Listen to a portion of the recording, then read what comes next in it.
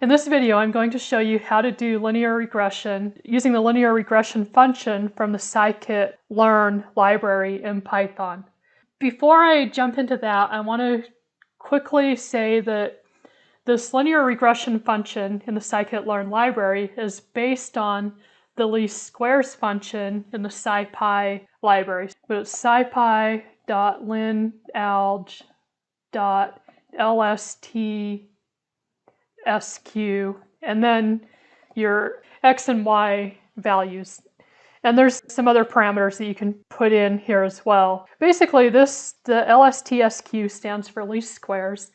And I think it's important to know that the linear regression function in the scikit-learn library is based on this, because then we can look at what the mathematical model is that this is using.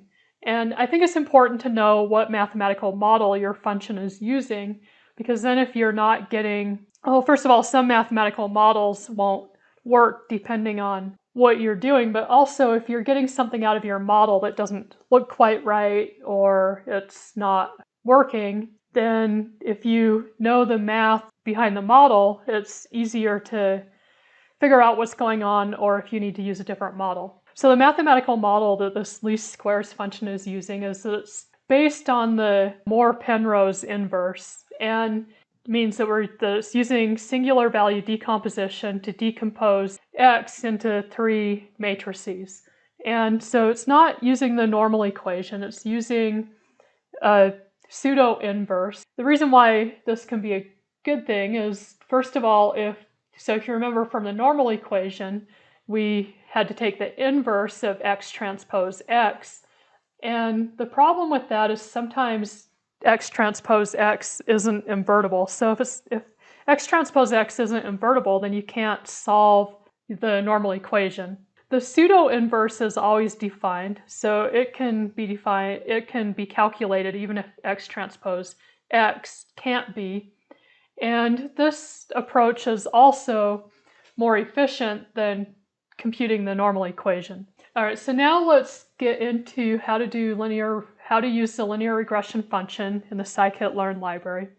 The first thing that we always need to do is import the modules that we're going to be using. So we need the numpy module, so I'm going to say import numpy as np. We need the pandas module, and the reason why we need pandas is because my data set is in a CSV file, so I'm going to be importing the CSV file as a data frame, and then I'll convert it to the numpy arrays that we need for the linear regression function in scikit-learn.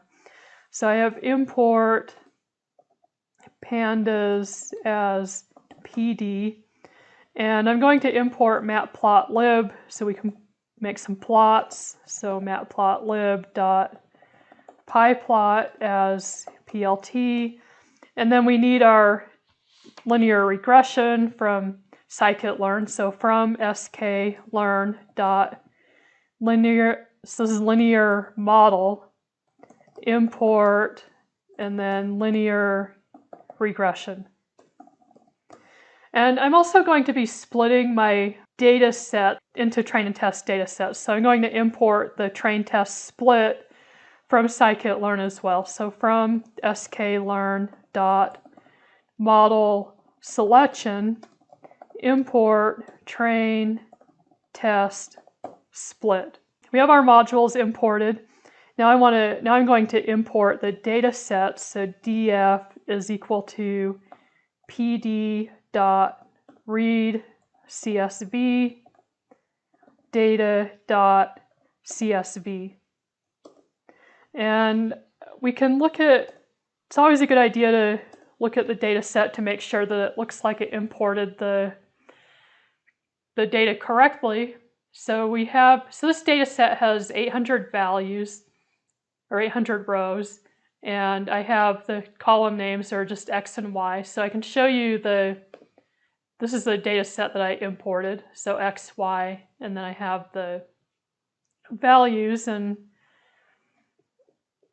let's go back to here. So what I need to do now, this data set was imported as a data frame, but in order to use this data in the linear regression model, we actually need some arrays. So I'm going to get x and y from the data set into an array format. So x is equal to df, and then our column name is just x.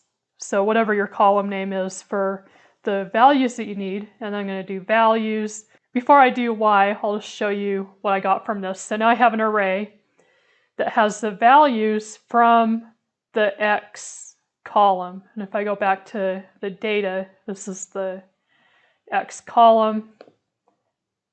And so let's do the same thing for y. So y is equal to df y dot values. So now we have our arrays of data. And this is where things can get a little bit weird for using this model. Scikit-learn doesn't know. So we have this array of data, and scikit-learn doesn't know if we have a single row of data or if we have multiple features. And so what we need to do is specify so that scikit-learn knows what the data is for the model. So we're going to use the reshape function for that. So x is equal to x dot reshape, and I'm going to put -1 and 1. So the -1 is to detect all of the rows. And then the 1 is to say that we have a single column. So let me just show you first. Let's go back and review what x looked like. So x is, we have this basically array of data. And then after we reshape this data, now you can see that it's organized into a single column. Let's do the same thing for y. Y is equal to y dot reshape -1, 1. Now let's plot the data. And we could have plotted the data after we imported our CSV file. And that would have been a good thing to do if you didn't know what your data looked like, so you weren't sure what model you were using. In this case, I already know that the data was linear and that I was using a linear regression model, so I didn't do that. But generally, when you read in your CSV or Excel file, you want to plot it or visualize it somehow to see what it looks like, to see what type of model you should be using, because remember, in order to use a linear regression model, the assumption is that your data is linear. So let's go ahead and plot the data. So plt.plot x. And this is another thing. Our arrays that we're plotting have 800 data points. If we put all of those points on a plot, it's not going to really show anything because it's going to be overplotted. So I'm going to plot every 50th point. And the way I'm going to do that is this. So 50. And actually, let me just take a step back. So the values that would go in here are start, stop, and then this is our step. And I want it to start and stop at the beginning and end, so I'm just going to leave those blank. And then I'm just picking a step based on the size of like the amount of data that I have. So there's 800 points, so I'm going to plot every 50th point. And I'm going to do the same thing for y. So y 50. And also, since this is data, I want it to show individual points instead of a line. So I'm going to put the O symbol. And you could also use a scatter plot for this, but I'm just using the plot. So this is what our data looks like. The next thing I'm going to do is split the data into a train and test set. So I have train x, test x, test x, train y, test y, equal to train, test, split, and then x, y, and this is whatever you called your x and y, so I just call them x and y. X, y. I want to specify the test size. The test size is typically somewhere between 10 to maybe 40% of your data set. I'm going to make it 30%. This is equal to 0.3. And then random, and I'm going to specify the random state as 0. The random state is basically your seed for your random number generator that's used to split your data set. It doesn't really matter what number you put there as long as you're using the same number each time you run this, assuming that you want the same split each time. So having the same number for your random state guarantees that you're going to get the same sequence of random numbers generated, so then your data is going to be split the same way each time. So you could put 0, 1, like you can put whatever number you want. You just need to make sure that it's the same number each time that you run it if you want your data set to be consistently split over multiple runs. Okay, so we have our data set split into the train and test sets. So now I'm going to run the linear regression model. So I'm going to say lin_reg for linear regression is equal to linear regression, and then lin_reg.fit, and I'm fitting the training data, so x train, y train. So the model has been run, it's fit the data. So now what I can do is I can look at the intercept and the coefficient, and I can also look at the r-squared or the coefficient of determination of the prediction. So if r-squared is equal to 1, that means that we have a perfect model. But remember, we're never going to have a perfect model, so r-squared will never equal 1. The closer that your r-squared value is to 1, the better your model is. Although you have to be a little bit careful because you don't want to overfit your model, which if you had a value of r-squared that's really close to 1, but your model's overfit, that means that your model's not very good. So you have to consider more than just the r-squared value when you're considering how good your model is. To calculate the r-squared, I have lin_reg.score and then x train, y train. So this is our r-squared, which is pretty good. And now I'm going to show the intercept and the coefficients. So lin_reg.intercept underscore and lin_reg.coefficient, and then this has an underscore. All right, so these are the intercept and the coefficient that our model calculated from the training data. Now we're ready to predict some values, and I'm going to actually do the prediction twice. First, I'm going to predict the values based on X data, or our independent variables from the training data set.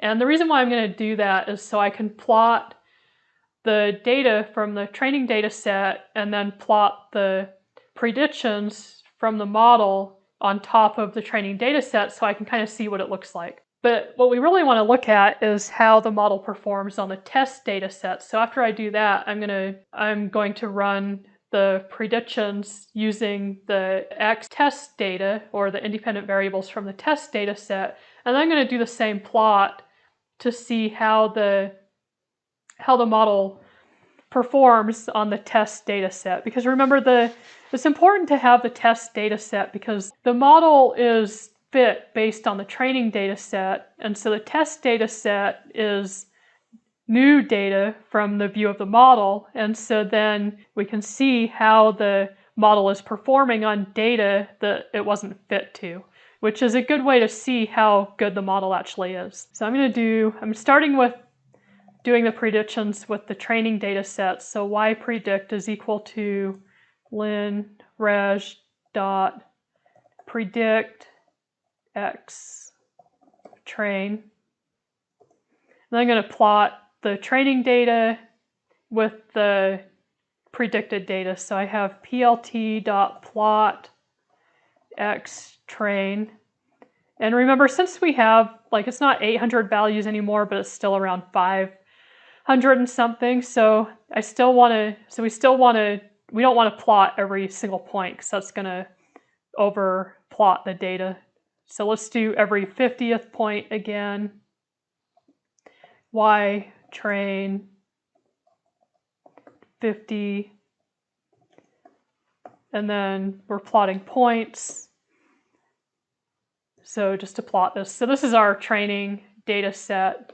I'm going to plot the predictions on top of this from the training data set. So I have plt.plot 50 y predict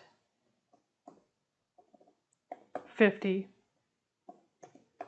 And I want to plot this as a line. Here's our training data with the predictions from the model. Now let's do the predictions using the test data and then redo this plot. So I have y predict. I'm going to specify that this is the test data is equal to len reg dot predict, and I'm giving it the x test data. And then I'm going to plot. So I'll start with plotting the test data. So plt.plot x test points in the test set. There's only about 200 and something. So I don't want to do every 50 for this one. I'm going to plot every 10th data point. So y test 10, and then I want to plot points again. So this is showing our test data, and then I'm going to plot the predictions that were based on the test data. So plt.plot x test. I'll do every 10 again. And then our predicted, so y predict test 10. And then I want to plot this as a line. So the blue points are the test data, and then the red line is the predictions that were based on the model from the training data set. If you found this video helpful, please hit like or subscribe, and thanks for watching.